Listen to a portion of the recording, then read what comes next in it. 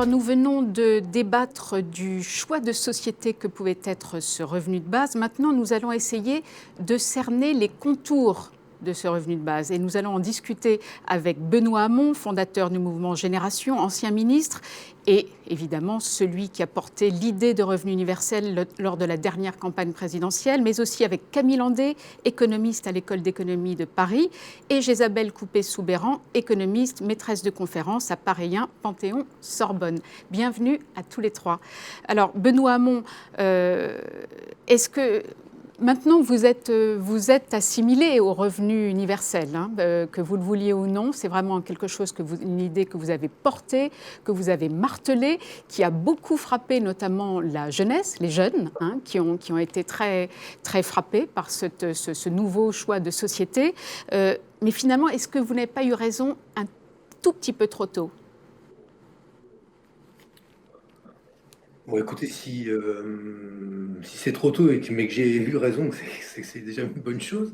Non, ce que je crois, c'est surtout que c'est un débat qui est pas simple parce que il pose la question de la relation qu'on a au travail, qui suppose de décorréler le travail de l'emploi. Assez naturellement, quand vous posez la question à quelqu'un, travaillez-vous, il va vous répondre, ai-je un emploi ou pas, et sans d'ailleurs embrasser la réalité du travail, qui peut être un travail bénévole, qui peut être un travail domestique, et finalement réduire sa contribution et son utilité sociale à l'emploi. Je pense qu'il y a mille autres manières d'être utile socialement et de produire de la valeur que de travailler. Il s'agit aussi de repenser la question de la redistribution des richesses. Et il me semble que le débat sur le revenu universel ouvre la possibilité de penser une forme de prédistribution des richesses si on pose comme principe que le PIB, la richesse produite, celle qu'on calcule chaque année, relève à la fois de notre activité présente et pour partie d'une rente liée au travail de ceux qui nous ont précédés, à leur génie, à leur innovation, et que cette fraction-là du PIB pourrait être distribuée en parts égales, de façon à ce que chaque individu qui naît, c'était un peu l'intuition ou la proposition de Thomas Paine, puisse disposer d'une fraction de cet héritage pour se projeter sous la forme, là en l'occurrence, d'un revenu universel qui serait versé chaque mois. Donc moi je crois que le débat est en train de mûrir, il rallie des partisans, en tout cas le revenu universel, de plus en plus nombreux, et en même temps il y a derrière ce mot revenu universel, revenu de base, à la fois des conceptions qui peuvent être différentes selon que l'on veuille que le revenu universel se substitue au système de protection sociale ou qu'il complète un dispositif de protection sociale pour finalement donner la possibilité, notamment à ceux qui travaillent, de disposer par le revenu universel d'une capacité à négocier qu'ils n'ont jamais eue. Et c'est vrai que de ce point de vue-là, ce qui a pu surprendre à gauche, c'est que finalement l'approche qui était la mienne, mais ou l'approche qui était la nôtre, était celle d'un projet politique qui tenait compte de l'individu et de la nécessité de lui donner les moyens de pouvoir négocier avec son employeur, finalement de se libérer de ce lien de subordination qui dans le travail le lie à son employeur et le condamne à une forme d'obéissance, surtout quand il n'a que son salaire pour vivre ou survivre. Et donc il y a là l'irruption finalement de la possibilité du choix qui a bousculé bon nombre finalement d'hommes et de femmes de gauche qui étaient habitués à penser la redistribution des richesses sous la forme d'un rapport de force capital-travail qui s'exerce dans l'économie, dans l'entreprise, au niveau d'une branche ou au niveau interprofessionnel. Mais moi, je constate que l'échec de ces stratégies-là, désormais, c'est une vraie difficulté, vu l'asymétrie du rapport de force entre les travailleurs et les détenteurs du pouvoir dans l'entreprise que sont les détenteurs du capital. Il y a un échec des politiques de redistribution qui ne parviennent plus, en tout cas, sur la question des salaires, à permettre une politique qui permette finalement l'émancipation, l'épanouissement à l'intérieur de la sphère du travail, comme on le souhaiterait en tout cas. Donc le revenu universel, il vient finalement déplacer en partie le rapport de force, puisqu'en prédistribuant la richesse, il rééquipe finalement au pouvoir les individus et donne la possibilité d'action collective finalement dans l'entreprise, dans l'économie, beaucoup plus forte que ce qu'on connaît Et donc vous aujourd'hui. tenez Alors, mordicus au revenu universel, hein, le plus qu'au revenu oui, de base. Oui, alors je sais qu'on critique le fait qu'on distribue la même somme aux riches et aux pauvres, mais il y a des prestations qui, fort heureusement, sont universelles. Et j'observe que dans toutes les sociétés dans lesquelles on réserve les droits aux pauvres, on a à la fin de pauvres droits, parce qu'on abaisse le consentement à l'impôt, et que les plus riches ou les classes moyennes disent, à partir du moment où ces droits ne sont pas universels, pourquoi est-ce qu'on paierait des impôts? Pourquoi est-ce qu'on financerait la solidarité? Donc moi, le revenu universel, il s'accompagne évidemment d'une réforme profonde de la fiscalité qui, selon moi, doit faire dépendre le financement de cette mesure, non pas d'une seule contribution, qui pourrait être un nouvel impôt sur le revenu ou un impôt sur le patrimoine, mais un panier de contributions qui s'intéresse à la fois au patrimoine des ménages, à leurs revenus, mais aussi à la capacité que peuvent avoir les entreprises à financer une mesure comme celle-là. Et parmi les propositions que j'avais faites, il y avait l'idée de créer sous une forme ou sous une autre, mais ce qu'on appelait une taxe sur les robots, c'est-à-dire le fait de mettre à Ah oui. contribution les entreprises qui massivement substituent des robots à des emplois pour qu'elles puissent contribuer au financement de la solidarité dès lors qu'elles s'enrichissent grâce à cette substitution finalement Vous les avez logicielle. senties réceptives, les entreprises, sur cette idée-là? Pas du tout, non.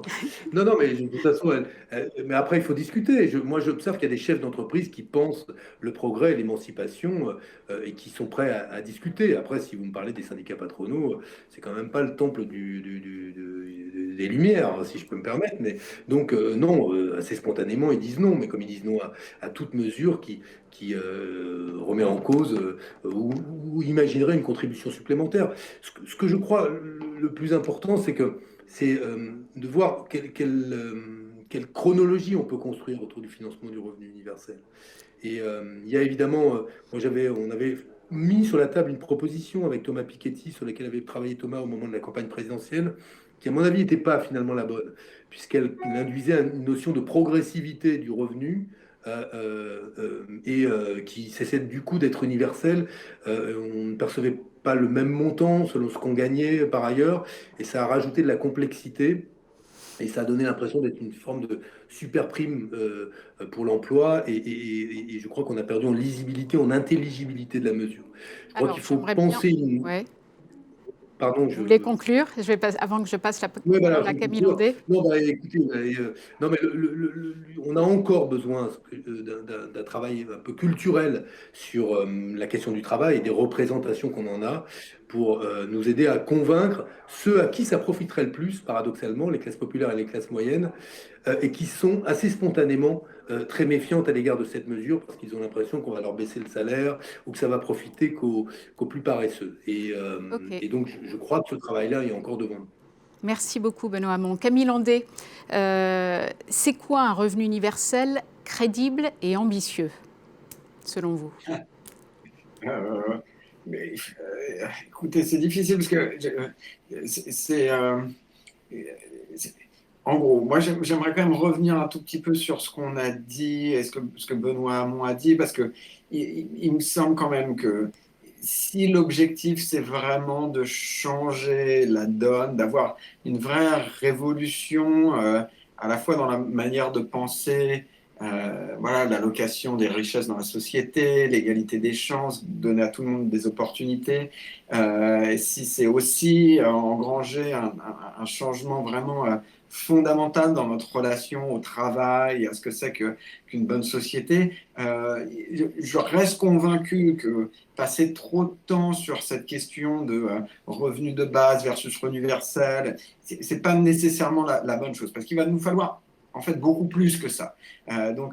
Pour répondre à votre question, un revenu universel crédible et ambitieux, c'est en fait bien plus que juste un revenu de base ou qu'un revenu universel. C'est un ensemble de mesures qui combinent une forme d'assurance dans le bas de la distribution des revenus, ou pour les gens qui ne peuvent pas accéder au travail, ou les gens qui travaillent mal ou qui ont des mauvais travails, avec aussi tout un système par lequel on donne aux gens des opportunités, quelles que soient leurs origines. Et ça combine un système d'éducation ouvert à tous, gratuit, et efficace, mais ça aussi, à mon avis, comprend, et je crois que c'est quand même vraiment une chose qu'on a tendance à oublier dans le triptyque, aussi un capital de base, en fait. Je pense que bien plus que le revenu de base ou le revenu universel qui procure de l'assurance, si on veut aller vers une société qui vraiment garantit l'égalité des chances, l'égalité des opportunités, il faut aussi penser, si vous voulez, l'accès au capital de base, parce que si Qu'est-ce que on vous veut appelez le vraiment, capital de base? en gros, verser à chaque citoyen à ses 25 ans un capital. Alors, pour vous donner un ordre d'idée, on peut aller de 60 à 100 000, 120 000 euros et de verser à chaque citoyen ça à ses 25 ans pour lui donner l'opportunité de faire ce qu'il souhaite faire dans la vie. Parce que, si vous voulez, le problème du revenu de base ou le revenu universel, ça ne sera jamais suffisant, si vous voulez, si vous avez jeunes des projets très ambitieux qui nécessitent du capital ou des investissements pour les réaliser. Et c'est ça le gros enjeu, c'est que l'absence d'accès à certaines liquidités qui vous permettent d'investir dans des projets de base, cette chance-là, elle n'est pas donnée à tout le monde. Et plus fondamentalement, si vous voulez, la persistance du revenu ou du salaire entre les générations est beaucoup plus faible que la persistance du capital. Donc l'inégalité de base, c'est quand même une inégalité vis-à-vis de l'accès au capital, aux liquidités qui vous permettent d'avoir des opportunités dans la vie et de les réaliser. Donc, oui, mais vous n'avez pas peur, comme c'est tellement ambitieux, et en effet, ça paraît frapper au coin du bon sens. Simplement, avant de décider ça, est-ce que commencer tout doucement déjà par mettre en place un revenu de base, alors on voit bien à quel point ça coince, à quel point pour ce revenu qui paraît pas si compliqué à mettre en œuvre, il y a des vrais blocages. Est-ce qu'il ne faudrait pas commencer par le revenu de base avant d'essayer de penser, par exemple, à un capital de base, qui en effet est une bonne idée? Je ne suis pas d'accord avec vous, parce que je pense que justement le capital de base est beaucoup moins distorsif, si vous voulez.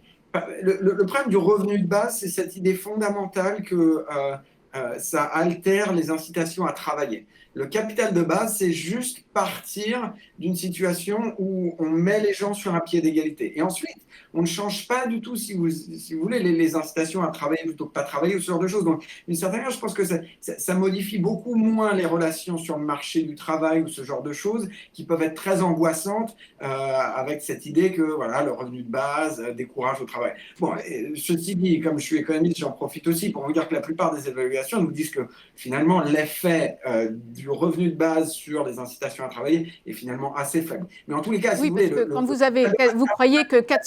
vous croyez que 400, enfin je ne sais pas, je dis une somme moyenne, que 400 ou 500 euros par mois, ça n'incite pas à travailler, ça permet pas vraiment de vivre correctement, ça permet juste de pouvoir survivre le temps de trouver quelque chose qui vous convienne. Non, absolument. Mais ce que je veux dire, c'est que tout le débat en France autour du revenu universel, c'est pas tellement la question de savoir si on peut avoir accès à un revenu de base.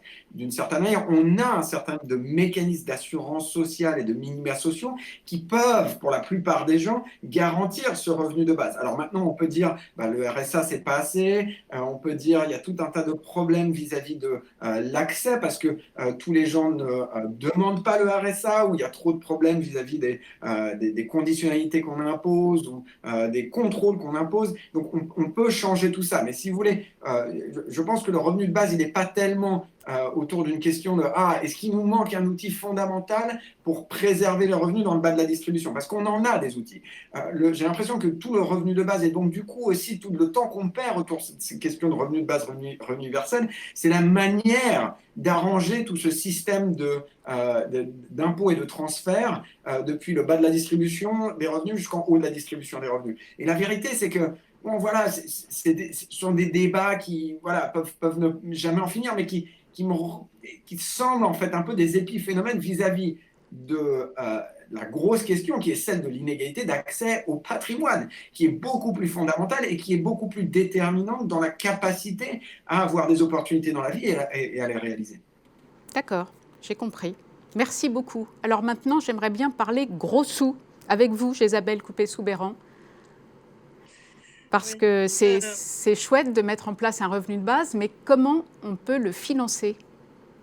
Ouais, c'est vrai que c'est une question qu'on n'aborde pas énormément. Alors, donc c'est celle que j'aimerais bien aborder. Cela étant, j'aimerais bien vous dire au préalable que personnellement, j'ai vraiment pas d'idée arrêtée en fait sur le revenu universel. J'entends les arguments des uns, les réticences des autres. Il me semble absolument essentiel de tout faire pour que les gens qui ont un travail salarié puissent vivre décemment de leur salaire. Donc j'entends bien les réticences qui mettent en avant les difficultés qu'il pourrait y avoir au niveau du travail si on encourageait ce type de projet. Il me semble aussi absolument essentiel que les petits revenus soient accompagnés d'aides sociales, que ceux qui sont au chômage perçoivent une indemnité leur permettant de se retourner, de prendre le temps de retrouver un travail correspondant à leurs compétences, à leurs souhaits, que les petits revenus, je l'ai dit, perçoivent des aides sociales, mais on voit bien quand même que le contexte est en train d'évoluer profondément.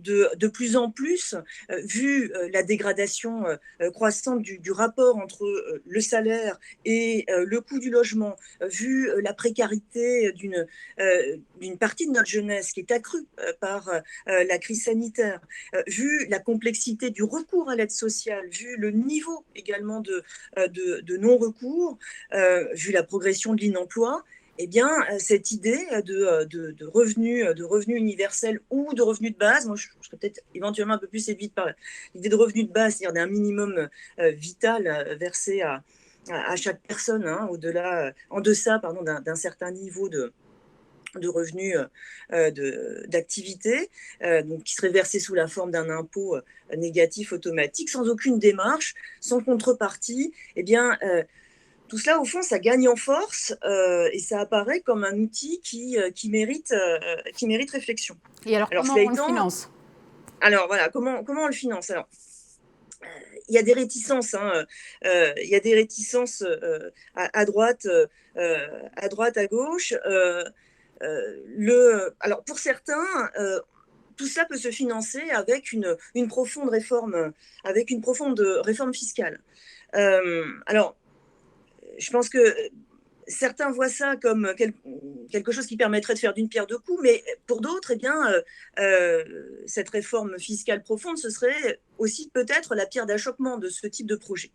Et moi, il me semble intéressant, en fait, de mettre en avant qu'il y a une alternative à cela. Alors, ça ne veut pas dire que je suis contre une profonde réforme fiscale. Je pense elle peut être nécessaire, mais elle peut prendre du temps.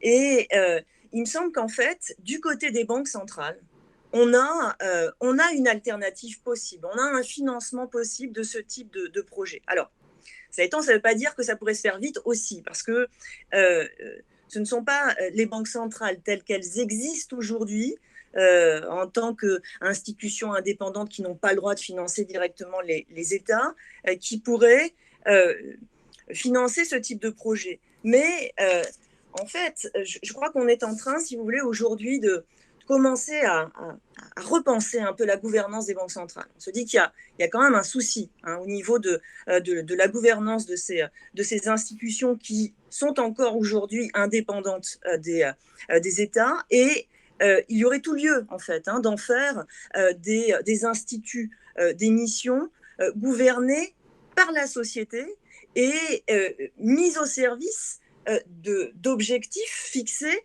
collectivement. Alors, ces objectifs, eh bien, ça pourrait être réparer l'injustice sociale, financer la transition écologique, garantir l'emploi et, dans tout ça, bien sûr, pourquoi pas mettre en place un revenu de base, un revenu universel. Je pense qu'on aurait là une possibilité de financement. Il y a plein de propositions monétaires alternatives qui émergent depuis quelques années. On entend parler de monnaie hélicoptère, on entend parler de dons de monnaie centrale. Eh bien, toutes, en fait, conduisent, si vous voulez, à cette perspective d'une banque centrale qui serait transformée en institut d'émission, gouverné par tout un ensemble de parties prenantes, et dont le pouvoir de création monétaire serait mis au service de la société, servirait à atteindre des objectifs fixés. Alors ça varie selon les propositions, selon les projets. Avec la monnaie hélicoptère, eh bien, il s'agit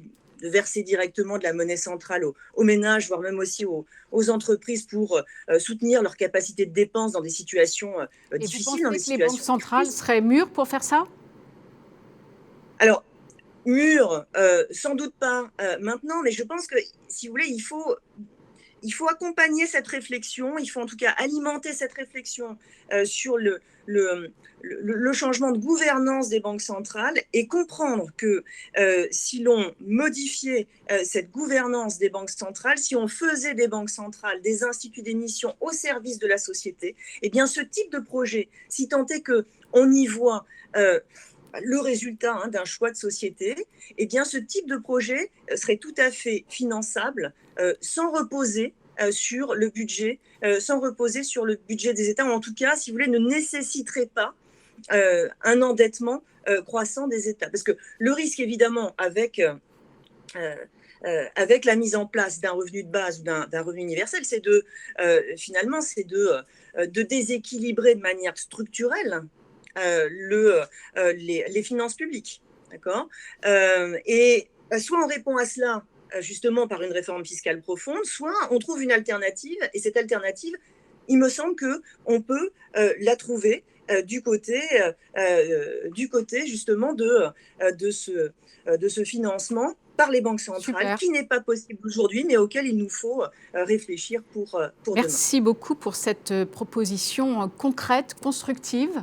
Donc, si je vous résume tous les trois, Benoît Hamon donc dit qu'il faut que ce revenu de base suppose de décorréler le travail de l'emploi. Il faut décorréler le travail de l'emploi. Il y a 1000 façons différentes d'être utile à la société. Et ce débat, pour vous, est en train de mûrir, ce qu'on voit en effet actuellement. Camille Landais, vous considérez que ce revenu universel n'est pas suffisant. Vous voulez voir beaucoup plus large et vous pensez que le gros problème, c'est l'inégalité d'accès au patrimoine et que pour répondre à ça, vous aimeriez voir se mettre en place un capital de base, ce qui est une idée intéressante, compliquée mais intéressante. Et Djezabel Coupé-Soubeyran, pour vous, une façon novatrice, intéressante de financer ce projet de revenu de base serait de modifier la gouvernance des banques centrales. Je vous ai bien compris, si je puis dire. Alors, je suis désolée, franchement, c'est passionnant et j'aurais bien passé plus de temps avec vous. J'espère qu'on aura d'autres occasions de poursuivre ce débat. Parce qu'il en est sorti des choses assez concrètes, donc c'est bien. Et merci beaucoup et à très vite, j'espère. Merci à vous. Merci.